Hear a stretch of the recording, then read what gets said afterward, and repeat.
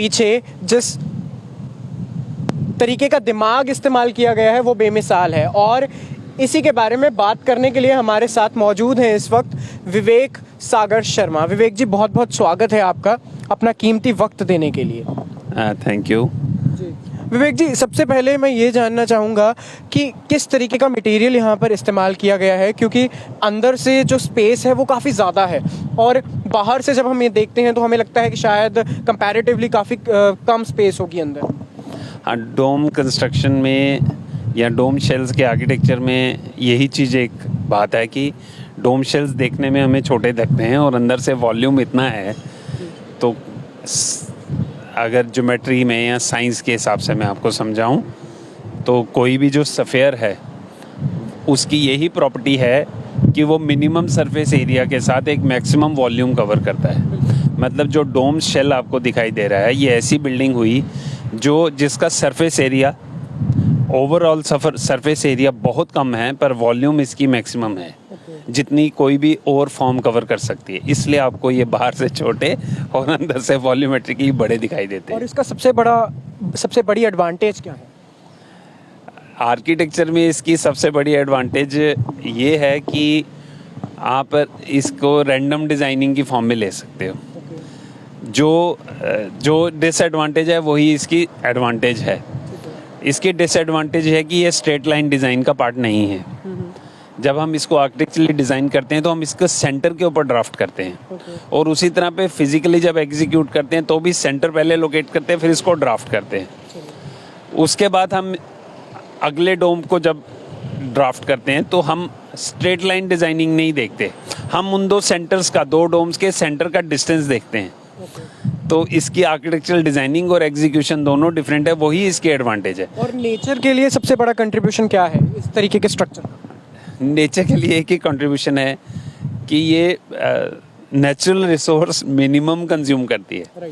मैं फिर से दोहराऊं, ये किसी भी कन्वेंशनल बिल्डिंग से जो ब्रिक मेसनरी और कंक्रीट से बनी है उससे 1/10 ऑफ मटेरियल कंज्यूम करती है। तो नेचर के लिए यही ज़रूरी है कि आप नेचर से कम लें और नेचर को ज़्यादा दें।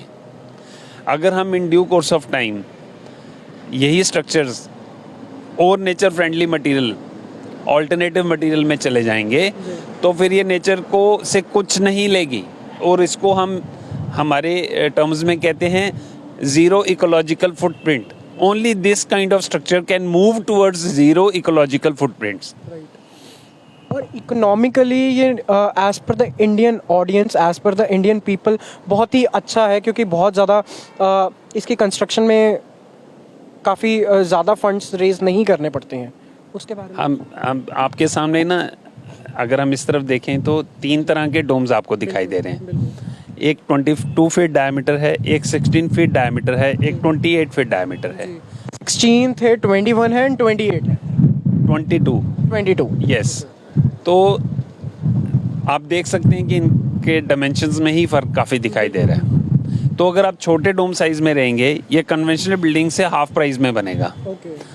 अगर आप 22 फीट डायमीटर में जाएंगे, एक जनरल मैं बता रहा हूँ ताकि I can create a perception की आपके दिमाग में कि क्या चीज़ है।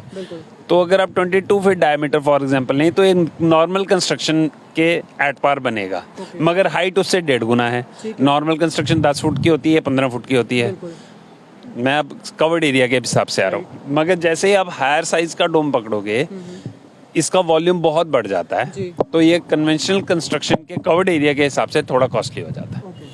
तो आप समझ सकते हैं ये हाफ प्राइस में चला गया, वो एट पार चला गया, वो लेट्स से 1.5 टाइम्स चला गया। तो इसलिए इकोनॉमिक्स छोटे डोम्स बनाने में इकोनॉमिक तो रियली प्ले हो जाएगी। जी। आखिरी सवाल ये कि जिस तरीके का स्ट्रक्चर ये है, क्या किसी तरीके की नेचुरल कैलेमिटीज़ जो होती हैं ये चैलेंज कर सकता है? ये मतलब नेचर को तो कोई चैलेंज करना नहीं चाहिए। वैसे इसको यूं कहें कि नेचर चाहती है कि डोम स्ट्रक्चर्स बनाए जाएं। This is nature's baby, this is not my और your baby. If I am designing this domes और somehow I am kind of have some invention patents on it, तो इसका मतलब ये नहीं है कि मैंने ही बनाए हैं। These are nature's baby. मैं फैसिलिटेटर हूँ कि डोम्स बन सकें। तो ये नेचर चाहती है कि ऐसी चीज़ें बने, और नेचुरल कैलेमिटीज़ में 100% नेचुरल डिज़ास्टर प्रूफ हैं ये। अर्थक्वेक रेजिस्टेंट है, विंड स्टॉर्म रेजिस्टेंट है। आप जब स्नो बाउंड एरिया में आप बनाएं तो ये स्नो स्टॉर्म रेजिस्टेंट भी होंगे।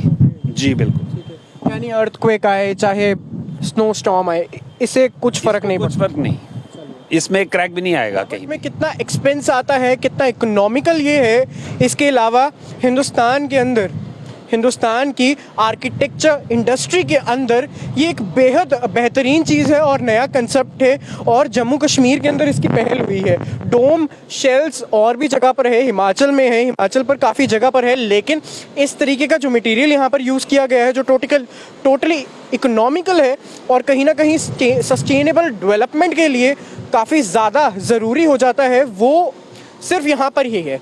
ये एक पहल है जम्मू कश्मीर के अंदर।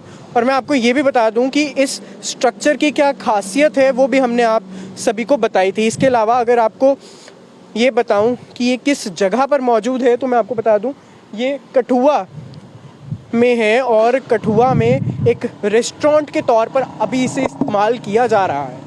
हालांकि मैं आपको ये बताना चाहूँगा जिस तरीके की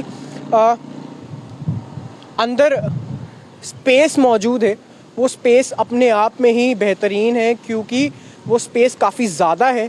और जहाँ तक बात की जाती है इसके अंदर की जो इको है, इको भी नहीं है, क्योंकि इको हम देखते हैं हमारी नॉर्मल कंस्ट्रक्शंस के अंदर जब वो खाली होती हैं तो इको काफ़ी ज़्यादा होती है, लेकिन यहाँ पर इको बहुत ज़्यादा नहीं है। इसके अलावा मैं आपको ये बता दूँ कि जो एनर्जी यूज़ हुई है, एनर्जी बहुत कम हुई है। हालांकि हम देखते हैं यहाँ पर अंदर वेंटिलेशन बहुत अच्छी हो जाती है, नॉर्मल कंस्ट्रक्शंस के अंदर इस तरीके की वेंटिलेशन नहीं होती है और बिजली का बिल बार बार पे करना पड़ता है। ये इसकी खासियत ये है कि ये बहुत ज़्यादा ठंडा रहता है अंदर से। और आपको ये भी बता दूं, अगर हम अंदर की बात करेंगे तो अंदर जिस तरीके का विजुअल हमने देखा था वो बेहतरीन है। तो आप सभी ने देखा जिस तरीके का आर्किटेक्चर यहाँ पर है, इको नहीं है, और स्पेस आप देखेंगे स्पेस बेहतरीन है। अगर बात की जाए इस एरिया की तो ख़ास तौर पर इस एरिया को डिज़ाइन किया गया है यहाँ पर ये मद्देनज़र रखते हुए कि जिस तरीके की स्पेस यहाँ पर मौजूद है उसके लिहाज से ज़्यादा लोगों के यहाँ पर अंदर आने की कैपेसिटी मौजूद रहे, उसके अलावा ये छोटी ना लगे। और मैं आपको ये बता दूं कि जिस वक्त हम ये यहाँ पर ये शूट कर रहे थे उसी वक्त हमने ये फील किया कि यहाँ का जो एनवायरनमेंट है वो काफ़ी ज़्यादा ठंडा है। एम्बियंस जो है, एम्बियंस तो नो डाउट बहुत अच्छा है। यहाँ पर इसका जो आर्किटेक्चर है वो बहुत ज़्यादा अच्छे तरीके से डिज़ाइन किया गया है, लेकिन जो सबसे बड़ा प्लस पॉइंट इस जगह का है वो ये है कि जो स्पेस है, स्पेस बहुत ज़्यादा है। स्पेस इतनी ज़्यादा है कि नॉर्मल आर्किटेक्चर में जो हमारा 1 मरला या 2 मरले की जो जगह होती है जहाँ पर हमने लॉबी या फिर अपना कोई रूम डिज़ाइन किया होता है, उसकी जब हम बात करते हैं तो यहाँ पर वो स्पेस काफ़ी ज़्यादा बढ़ जाती है। हालांकि अभी यहाँ पर आप लाइटिंग देख सकते हैं, लेकिन अगर ये लाइटिंग हम नहीं भी करेंगे, इस तरीके की वास्ट तरीके की लाइटिंग हम नहीं भी करेंगे, तो भी यहाँ पर वेंटिलेशन का खास ध्यान रखा गया है और जो ओपन सन रेज हैं वो आ रही हैं। अगर आप इस तरफ नज़र डालेंगे तो इस तरीके का बड़ा एक यहाँ पर स्ट्रक्चर क्रिएट किया गया है जिससे कि जो नेचुरल लाइट है वो बाहर से अंदर आ रही है। और अगर वेंटिलेशन की आप बात करेंगे तो यहाँ पर साफ तौर पर आप देख सकते हैं यहाँ पर पुराने टाइप के आर्किटेक्ट का इस्तेमाल किया गया है, इस चीज़ को नज़र में रखते हुए कि यहाँ पर अगर लाइट नहीं भी है, यानी कि आर्टिफिशियल लाइट नहीं भी है, तो नेचुरल लाइट जो है वो कहीं ना कहीं ज़्यादा से ज़्यादा अंदर आ सके।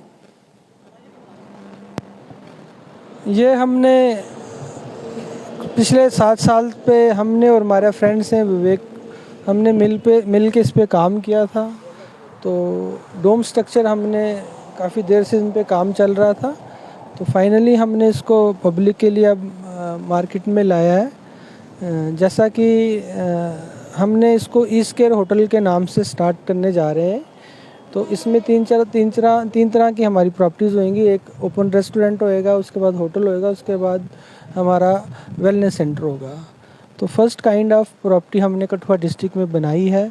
तो मुझे लगता है कि यहाँ लोग विज़िट करें और इसको देखें। और ये टोटली एक डिफरेंट ही, जब आप इसमें एंटर करोगे तो आपको फर्स्ट टाइम ही हर चीज़ फील होएगी। आप चेयर पे बैठोगे, यू फील डिफरेंट। आप रेस्टोरेंट में खाना खाओगे, इसका खाने का तरीका, देने का तरीका हर यूनिक और डिफरेंट है बिल्कुल। ठीक है, और स्पेस के बारे में कुछ बताएं।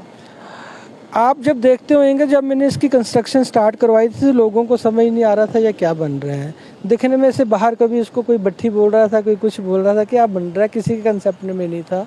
ये दिखने में तो बाहर बड़े छोटे से हैं, अगर आप इसके अंदर जाओगे तो आपको एक डिफरेंट ही फील आएगी। आप इसको मतलब कि आपको लगेगा कि हम फर्स्ट टाइम किसी रेस्टोरेंट में बैठ के, और एक रेस्टोरेंट ना लग के एक डिफरेंट आप उसमें फील करोगे।